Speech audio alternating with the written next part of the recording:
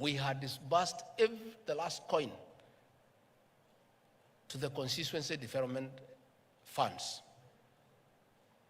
For the first time, we have no arrears for our elderly men and women for their monthly stipend. We found an arrears for 8 months for those senior citizens who need that 2,000 to buy drugs, to buy food. We have cleared all that. Today, they get their stipend before civil servants are paid. And we have said, let anybody who has an idea on how to fix this economy come and talk to us. I want, on behalf of the President, to welcome you as ISPAC. Come and talk to our people at the National Treasury, and we'll ask you to talk to the President, and all of us are aligned. This is our country, and as I said, we don't know everything. If you have better ideas than we have, this is our country, we have no other country.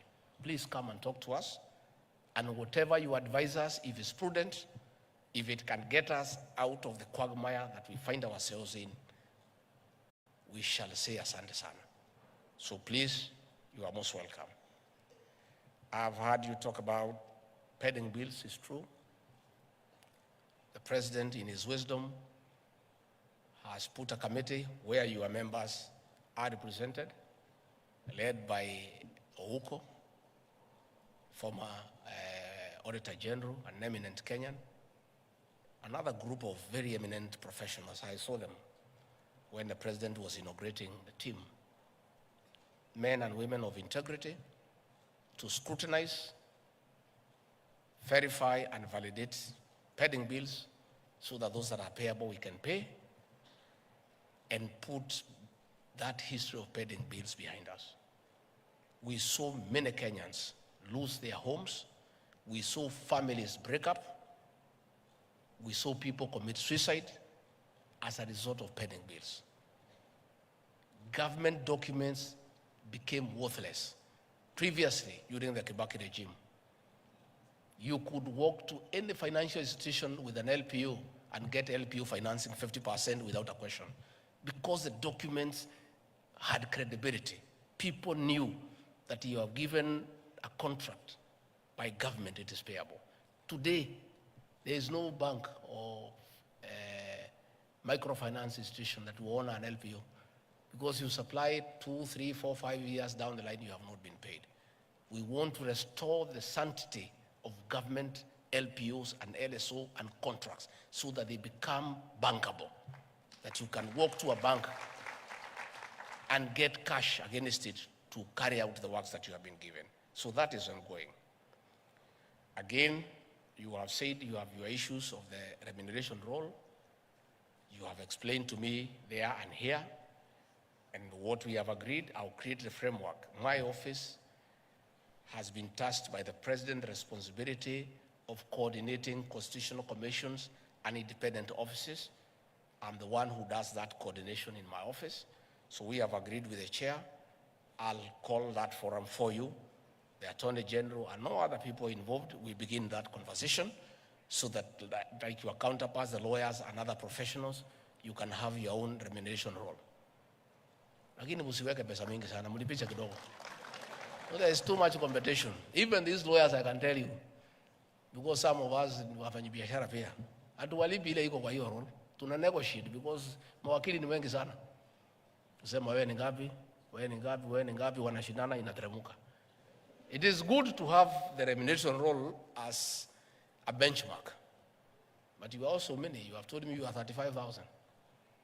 28,000 are in practice. So mutashindana tu pole pole, so that Kenyans can also get the best deal. So that one I'll do. Again, you have talked about too many regulations, and will help. The members of the National Assembly are here. The Attorney General is there. We can agree on how to fast track the review of these regulations so that we can collapse them into something that is making sense, so that we don't have too many laws for the same person doing the same thing. So that is something we can help in terms of fast tracking with the leader of the National Assembly in Parliament, with the Attorney General, with our legal drafters. We can work together and we can help you to fast track that one. The MP for Molo, KK, my good friend, has said about you people being targeted when there are investigations. It is true. Even the procurement people who are here crying the same. It is true, and it's very sad. And I said, and I want once more to reiterate to ACC and DCI, please hire professionals to be your investigators. Hire accountants, hire procurement people who can advise you on how the investigation is going. You find some of these policemen, they have no idea about accounting. You know? So he is being asked to interrogate you and write statements on things that himself he cannot comprehend. You know? I from a personal experience on how absurd our investigative agencies can be when they are investigating complex matters beyond their pay grade. When we were fighting to come to government, and the previous government targeted me for persecution because of my political stand, which was very firm, and decided to try to blackmail me to change my stand. They sent CID officers all over my life to look around my life for 50 years and turn it around and see whether they can get something. So I had put some money in a microfinance for 8 years. Fixed deposit, 200 million. Money I had earned through hard work, saved, put 200 million, and through good advice by accountants, told me put this money in the fixed deposit and leave for the interest. And I stopped working. I put it, I negotiated for 13%. And every month I was getting 1.9 million, which is money actually I did not need. It's too much. 1.9 million is too much for one person. So I was living on the interest. I give a little to Pastor Dorcas. You know, she's a pastor, she doesn't need a lot of money. So, ingine kidogo, mimi nakula na marafiki. Ingine napeleka kwa siasa kidogo kidogo. So, this money is in my personal account. I put it on a core deposit for 3 months.